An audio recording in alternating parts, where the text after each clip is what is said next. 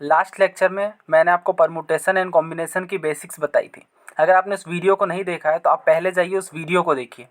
उसके बाद अब आगे बात करेंगे परमुटेशन एंड कॉम्बिनेशन के कुछ क्वेश्चंस की। ये क्वेश्चन मैंने एनसीईआरटी से पिक किए हैं। क्लास 11th की एनसीईआरटी आती है, इसमें चैप्टर 7 है, वहाँ पे आप जा करके क्वेश्चंस को चेक कर लीजिए, क्योंकि वहीं से आपकी बेसिक फाउंडेशन डेवलप होगी।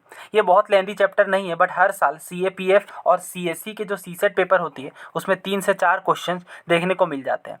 तो वेटेज के लिहाज से ये काफ़ी ज़्यादा इंपॉर्टेंट चैप्टर माना जा रहा है। तो आइए फिर देखते हैं वन बाय वन क्वेश्चंस को। क्वेश्चन आप पढ़ लीजिए, खुद से ट्राई कीजिए, उसके बाद सॉल्यूशन देखिए।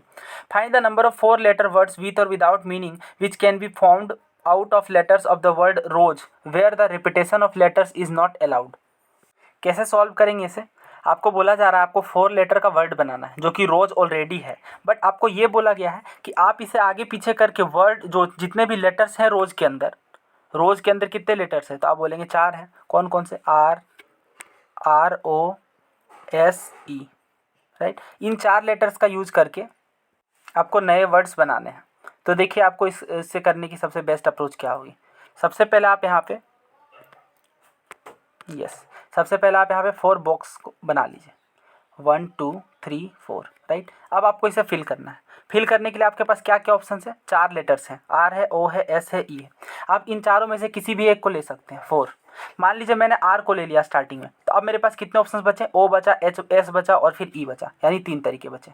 फिर मान लीजिए मैंने S को ले लिया, तो अब की बारी कितना बचा? O बचा और E बचा। O और E यानी कि कितने बचे? 2 बचे। फिर मान लीजिए मैंने E ले लिया, तो फिर कितना बचा? 1 बचा। बस यही करना था आपको। आंसर कितना है? 24।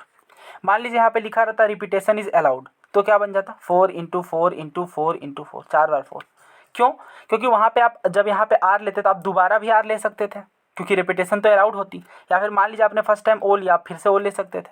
तो इस तरह से हमारे पास हर बार 4 ही बच जाते। बट चूंकि यहाँ पे नॉट अलाउड बोला है, इसलिए हम लोग यहाँ पे एक एक डिजिट घटा के लेंगे। तो यहीं पे एक कंसेप्ट आता है, आप देख रहे हो यहाँ पे एक एक वैल्यू घटती जा रही है, और इसी चीज़ को ओवरकम करने के लिए मैथमेटिकल टूल बनाया गया है जिसे हम लोग फैक्टोरियल बोलते हैं। आइए मैं आपको फैक्टोरियल का कॉन्सेप्ट सिखा देता हूँ। फैक्टोरियल को कैसे रिप्रेजेंट करते हैं? एक्सक्लेमेटरी मार्क से, जिसे विस्मयादि बोधक चिन्ह बोलते हैं। पहले तो बुक्स के अंदर इस तरह की सिंबल बनी होती थी, जैसे मान लीजिए इस तरह से लिखा है, इसका मतलब 2 फैक्टोरियल होता है। बट अब इस तरह से आ रहे हैं बुक्स में लिखे हुए एक्सक्लेमेटरी मार्क से। ये फैक्टोरियल का मतलब क्या होता है? देखिए, मान लीजिए 2 फैक्टोरियल लिखा है, इसका मतलब है 2 × 1। मान लीजिए 3 फैक्टोरियल लिखा है, इसका मतलब 3 × 2 × 1। मान लीजिए 4 फैक्टोरियल लिखा हुआ है, तो इसका मतलब है 4 × 3 × 2 × 1। जब तक 1 ना आ जाए तब तक आप इसे ओपन करते रहेंगे एक एक डिजिट घटा के। 5 फैक्टोरियल का मतलब है 5 × 4 × 3 × 2 × 1। इसे मल्टीप्लाई करिए, 2 आएगा, 6 आएगा। ये वैल्यू कितनी आएगी बताइए? 24। और ये आएगी 120। तो ये 2-4 फैक्टोरियल आपको ध्यान में होने चाहिए, बहुत ज़्यादा इंपॉर्टेंट है। दोस्तों हमारे मोबाइल फ़ोन्स के अंदर भी ये फैक्टोरियल का साइन आपको देखने को मिल जाएगा। जैसे यहाँ पे देखिए, ये वाला साइन जो है वो फैक्टोरियल का है। अगर मैं यहाँ पे लिखूँ 5 फैक्टोरियल, तो ये देखिए वैल्यू कितनी मिली हमें, ध्यान से देख लीजिए आप, 120। तो वही चीज़ मैं बता रहा था कि ये फैक्टोरियल यहाँ पे होता है, बहुत कम लोगों को ये पता होता है। यहाँ से आप कोई भी फैक्टोरियल निकाल सकते हैं। ये असल में आया कैसे, फिर से देख लीजिए। 5 × 4 × 3 × 2 × 1 करके आया होगा। कितना बनता है ये? 120, राइट। आइए नेक्स्ट क्वेश्चन की ओर बढ़ते हैं। Given 4 flag of different colour, how many different signals can be generated if a signal requires the use of 2 flags one below the another. आपको सिग्नल बनाना है, किस तरह से बनाना है? 2 झंडे साथ में होने चाहिए, एक के ऊपर दूसरा झंडा।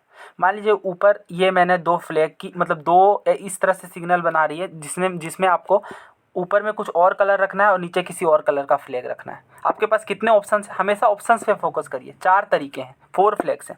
4 फ्लैग्स में मान लीजिए ब्लू है, ग्रीन है, रेड है, येलो है। तो फर्स्ट बार मान लीजिए मैंने सेलेक्ट किया, लेट सपोज मैंने ब्लू कलर फर्स्ट में सेलेक्ट किया, तो फिर मेरे पास अब कितने तरीके बचेंगे? फर्स्ट बार तो मेरे पास 4 ऑप्शन थे ना, ब्लू, ग्रीन, रेड, येलो, 4 तरीके थे भरने के। तो फर्स्ट बार में मैंने 4 ले लिया। और दूसरे फ्लैग को रखने के मेरे पास कितने तरीके हैं? लिखा हुआ है डिफरेंट सिग्नल्स। कहने का मतलब ये है, आपने एक बार जिस कलर को यूज़ कर लिया, जैसे अगर आपने यहाँ रेड यूज़ कर लिया तो फिर आप दोबारा रेड नहीं यूज़ कर सकते हो। तो अब मैंने ब्लैक चूँकि ले लिया, अब मेरे पास कितने बचे ऑप्शंस? ग्रीन, रेड या फिर येलो, 3 तरीके। तो 4 × 3 कितना बना? 12।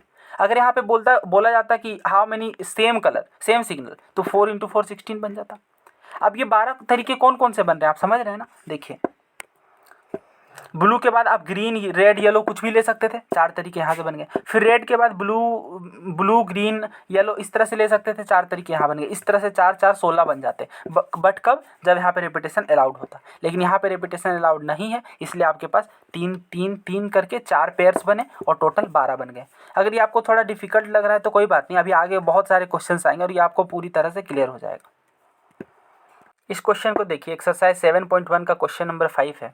आई होप आपने इसे ट्राई किया होगा, क्योंकि मैंने आपको कहा था आप एक्सरसाइज के क्वेश्चन जरूर ट्राई कीजिए।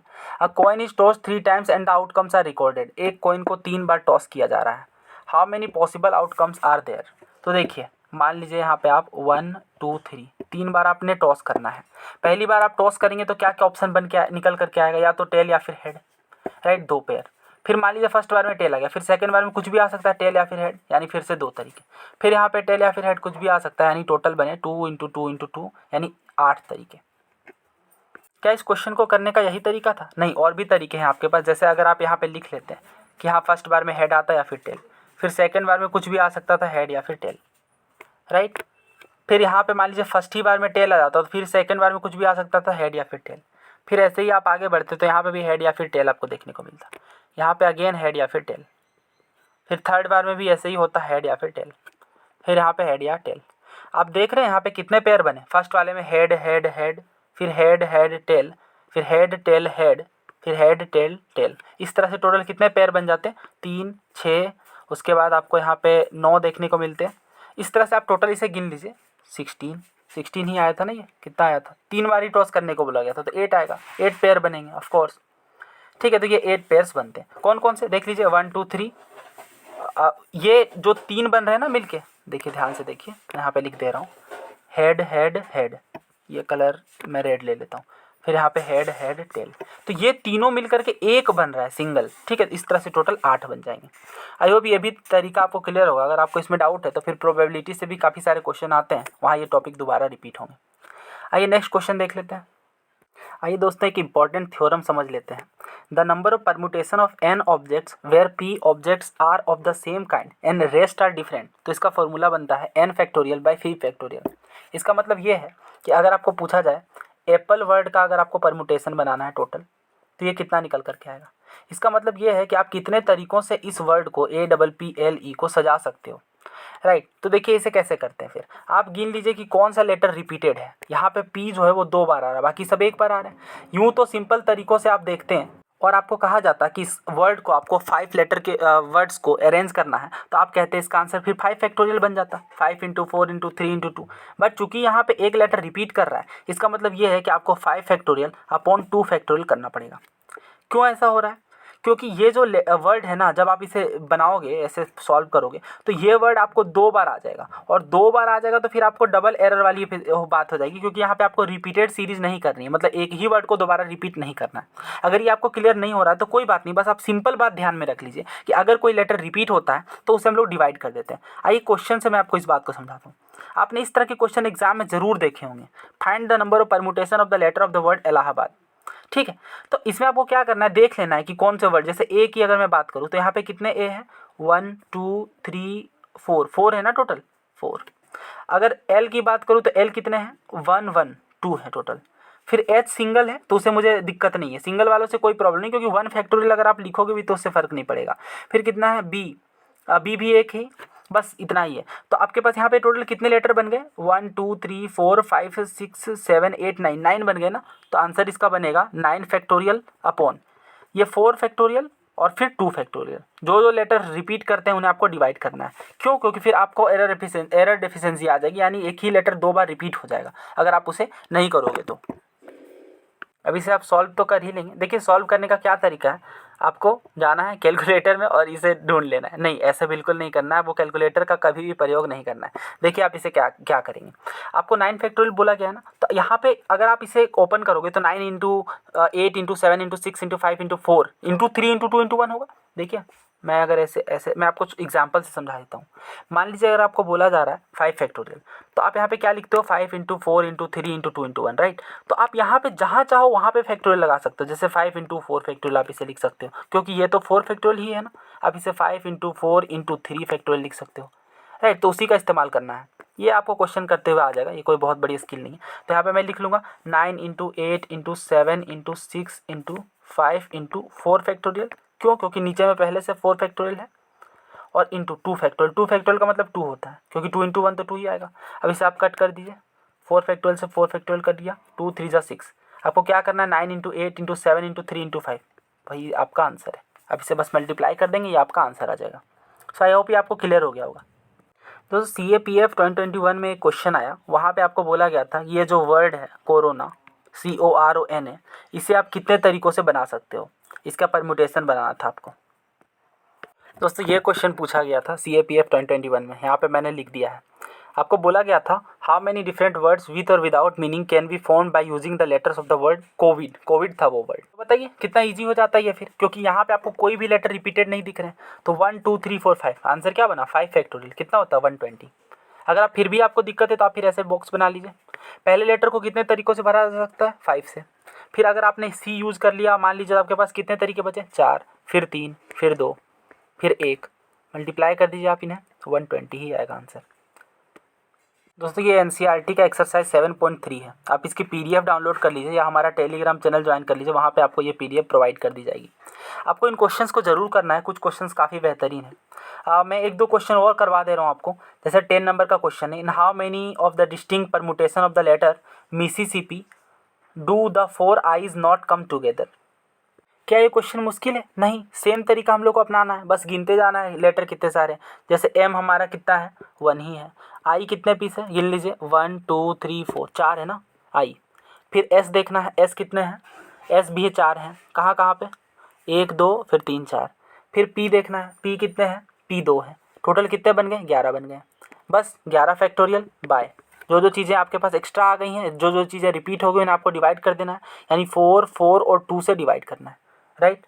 तो यहाँ पे आप क्या नीचे में लिख लेंगे, 4 फैक्टोरियल, 4 फैक्टोरियल और 2 फैक्टोरियल। अभी तो मैंने यही ना आपको पिछले सवाल में करके दिखाया, इसे बस सॉल्व कर लीजिए, आपका आंसर तैयार है।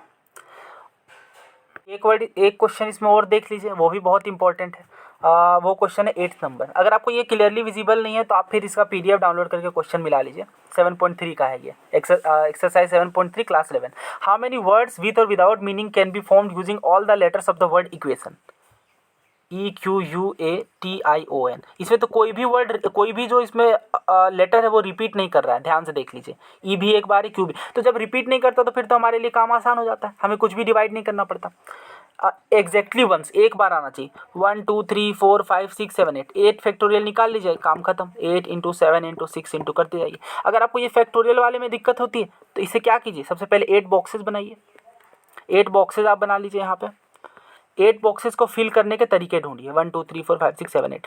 पहली बार में आप कितने से भरोगे, 8 तरीके। फिर अगर मान लीजिए आपने यहाँ पे, मान लीजिए आपने Q लेटर को यूज़ कर लिया, Q वर्ड को यूज़ कर लिया, आपके पास कितने तरीके बचे, 7। फिर मान लीजिए आपने A को यूज़ कर लिया, अब कितने बचे, 6, फिर 5, फिर 4, फिर 3, फिर 2, फिर 1। यही तो होंगे ना, बस इन्हें आप मल्टीप्लाई कर दीजिए आंसर। सो आई होप ये आपको बहुत ही अच्छे से क्वेश्चंस क्लियर हो गए होंगे। आप इन क्वेश्चंस को ज़रूर ट्राई कीजिए। अगर आपको कोई भी दिक्कत आती है तो आप हमारे टेलीग्राम चैनल पे मैसेज कर सकते हैं, मैं आपको वो क्वेश्चन क्लियर करवा दूंगा नेक्स्ट में वीडियो बना करके। So thank you very much. अगर आप चैनल पर नए हैं तो प्लीज़ चैनल को सब्सक्राइब कर लीजिए, पूरी CSET की सीरीज़ आएगी इसी तरह से।